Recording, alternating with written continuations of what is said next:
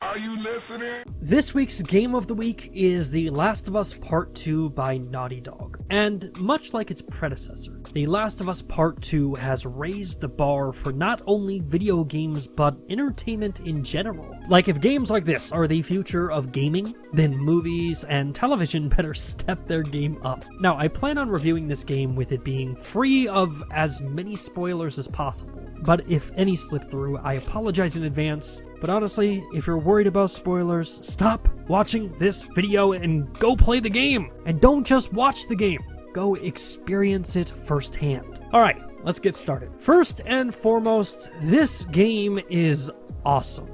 The Last of Us Part 2 not only exceeds The Last of Us, but it takes what the first game did so perfectly and allows it to flourish. And probably one of my favorite things about this game was something that I wasn't expecting, and that is the game's size. And I don't mean how long the game is, I mean how free and open the game felt. When traveling throughout various locations, Naughty Dog practically allows you to explore everything. Abandoned coffee shops, rundown music stores, decrepit apartment buildings, or flooded arcades. I mean, at a time, it felt like anything that I wanted to do or explore in the world of Last of Us was possible. And to my surprise, often the spirit of exploration led to things like hidden puzzles, cutscenes, or collectibles that just playing this story from point A to point B wouldn't make possible. Now, Naughty Dog is extremely well known for their stunning graphics and stellar performances, but with The Last of Us Part 2, I genuinely felt like they raised the bar higher than it's ever been before.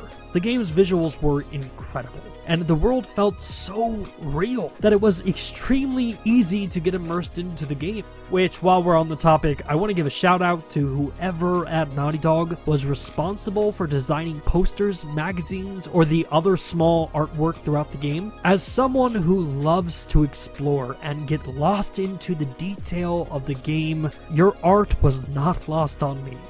Thank you for doing what you do. The Last of Us Part 2 also knocks it out of the park in regards to performances. I genuinely didn't know how Ashley Johnson or Troy Baker were going to surpass their performances from the first game, but they didn't. In fact, the journey that Ashley Johnson goes through as Ellie in this game should justify her as the first video game actress to be nominated for a Golden Globe or an Academy Award. And Ashley isn't alone either. Shannon Woodward, who voices Ellie's girlfriend Dina, does an excellent job. And Laura Bailey, who plays Abby, dominates her performance throughout the game. Which I guess brings us to the story. Now, again, we will try to keep this as spoiler-free as possible, but simply put, The Last of Us Part 2 is uncomfortable. And I understand that for a lot of gamers out there, this isn't what you are going to want from a game like this, but in many ways, uncomfortability is what Naughty Dog did so perfectly in the first game. The Last of Us series has always been a funhouse-style reflection of humanity, and unfortunately, it's not pretty. The first game tackles our innate love for violence, hate, and anger, whereas with Part 2, it really causes you to question, am I the hero in this story? You see, in an apocalyptic game, we often assume that because the government is gone, laws don't exist. So killing an armed guard or allowing a horde of clickers to kill other humans is acceptable because at the end of the day, at least it wasn't me. But The Last of Us Part 2 does something mid-game that I've never seen in a video game. It forces you to come to terms with the real-world effects of Ellie's actions. And admittedly, this was a bit annoying at first, but once I sat back and let the story continue, not only did I feel the depth of emotion that this game was trying to create, but I genuinely fell in love with the game. It's not very often that a game challenges your own morality or causes for such deep moments of reflection because that in itself is uncomfortable. The Last of Us Part 2 is uncomfortable, and it should be. The decisions that you have to make throughout this game should not be as easy as pushing a button. Those choices have weight and consequences, and Naughty Dog makes sure that you are aware of this the entire game.